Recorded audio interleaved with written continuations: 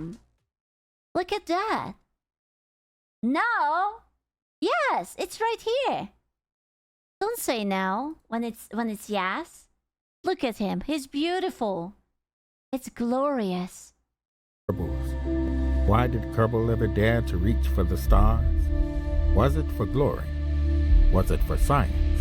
No. It was to get that currency. Fiverr Morgan Freeman. Out. Do we have a Fiverr Morgan Freeman? Is that AI? Or is that actually just someone who happens to sound like Morgan Freeman and he's just like, hey, must be true. Kerbal Space Program is a pain and failure simulator that showed me just how stupid I really am. To put it simply, this game is all about building space. This game looks unironically a lot of fun. I can see that you have to use all of your 1.5 brain cells to try to make something. And it will not work. Yeah. Flipping spaceship and crashing spaceship. Yet still, somehow Kerbal Space Program has managed to make failing a simple task for... I must ask, is there like a goal to it, or do you just have to set like records for yourself? Because when we watched Mr. Citopants, he was just like, okay, I want to be very, very fast. Yeah, go to space. And that's it. You just have to manage to go to space. It's literally a physics simulator. Why are you guys like this?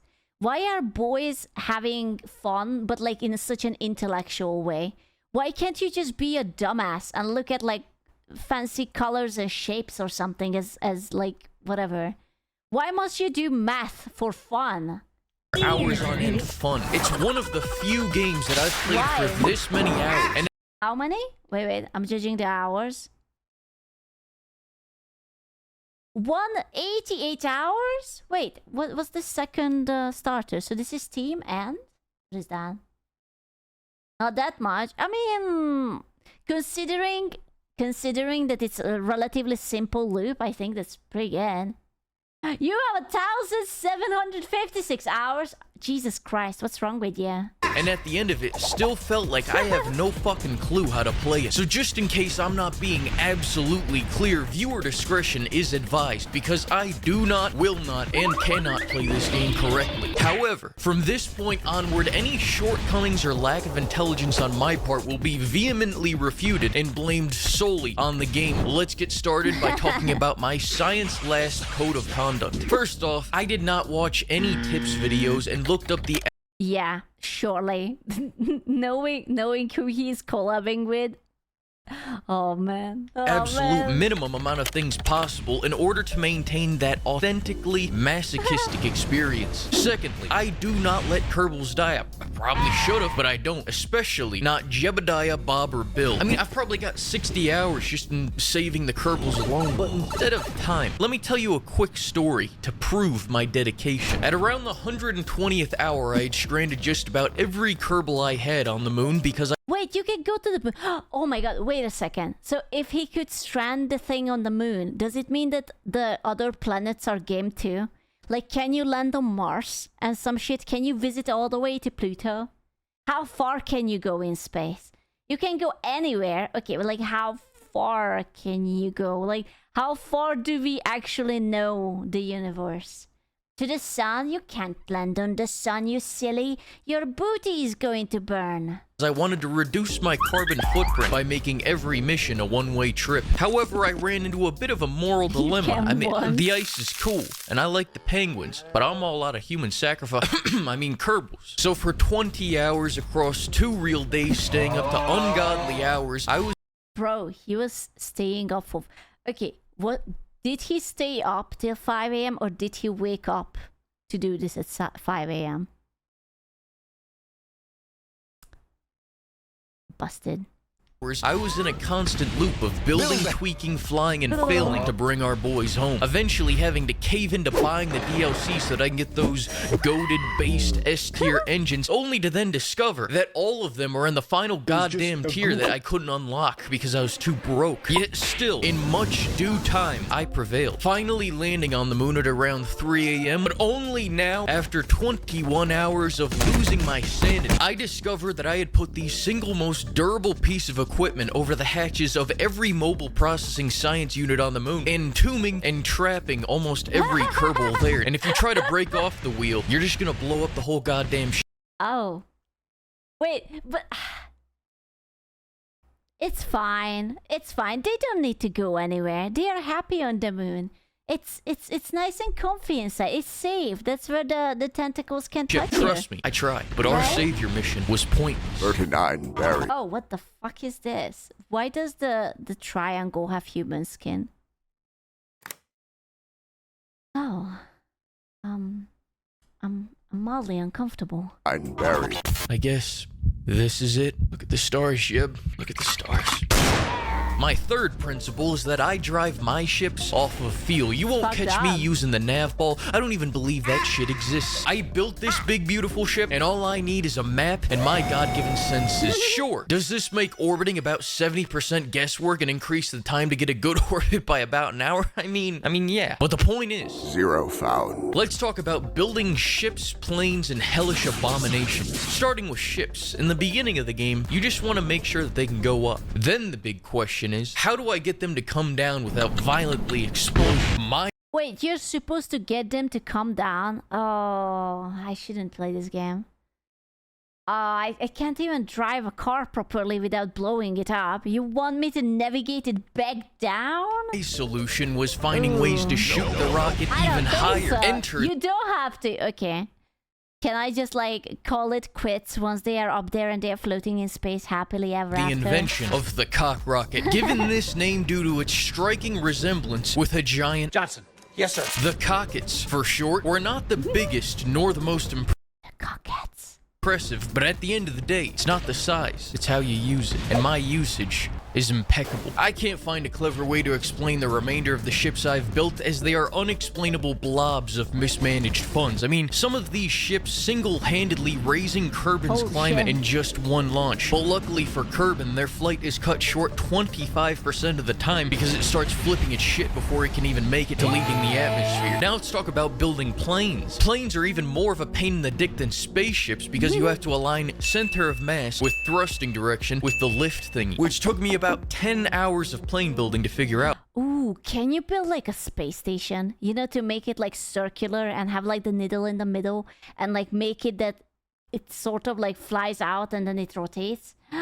That would be so cool! By the way, meaning that the first time I was trying to build a plane that could actually go up into the air and float around, I did it all off of looks and feel, trial and error, and oh, it's error. Then another half hour of crashing and flipping that, and I had finally created what's technically known. This looks incredibly retarded. Why does it have like a pointy ass? What's the purpose of that? What the fuck? Known as a semi-functional plane, which I proceeded to fly for a real hour across the ocean just to complete one mission. Listen, my favorite thing to build, though, is neither plane nor spaceship, but ungodly creations straight from the depths of hell. Allow me to walk you through a few of my favorites. First, there's the AC-130 Kerbal. This is not a slow-mo, it's reality. Oh my god, there's so many! Oh, those poor things. They never stood a chance. Why is there so smuggling many? car. This bad boy can fit 100 Kerbals and can fly exactly 0 miles. Oh my the God. Leancopter, another classic. People don't know the amount of impressive engineering that goes into making a helicopter this advanced. The Lean. That feeling you get when your best buddy puts his hand on your thigh. The Simp Car, powered alone by the desperate hope that their queen will one day look their way. And of course, the Executioner. Sometimes the...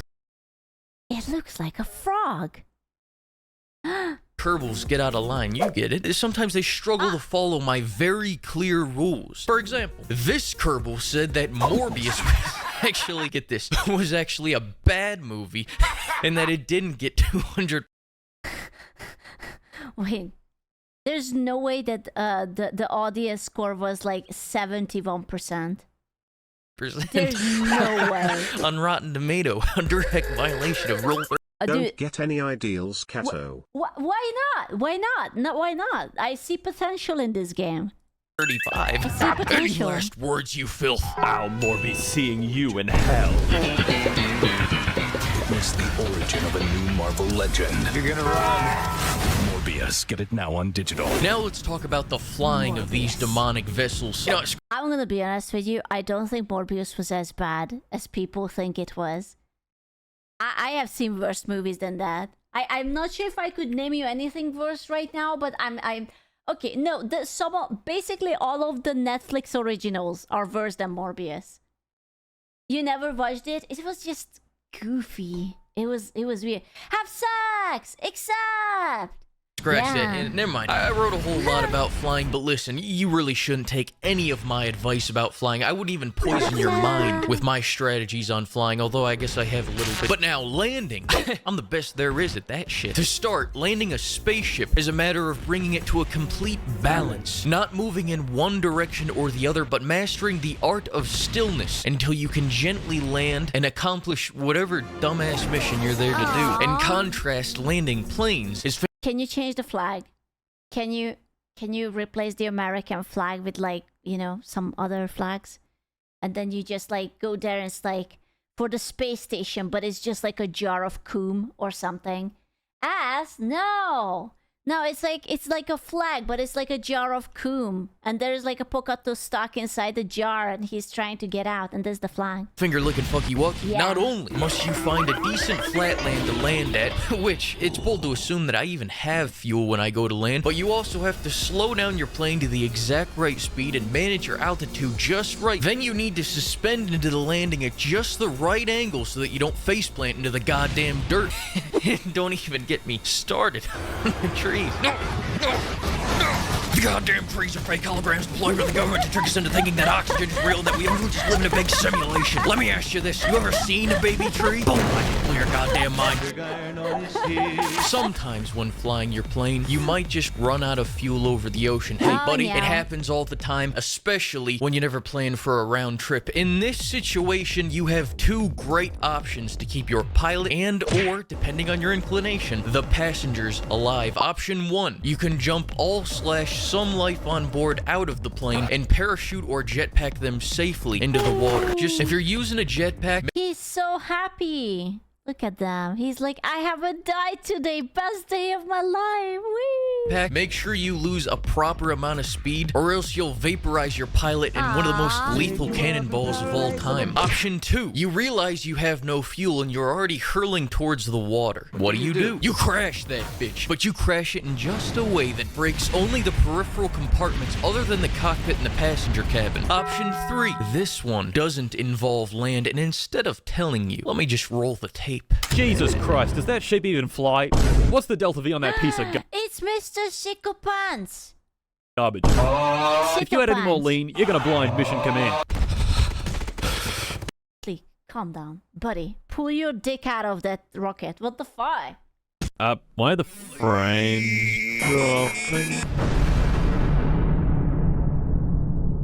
A group Oh of my most God. matingless Kerbals. And by matingless, I mean no hoes. Matingless Kerbals. I mean no hoes. No hoes. No hoes. No hoes. No hoes. No hoes. Out. No. Matingless Kerbals. No. Man.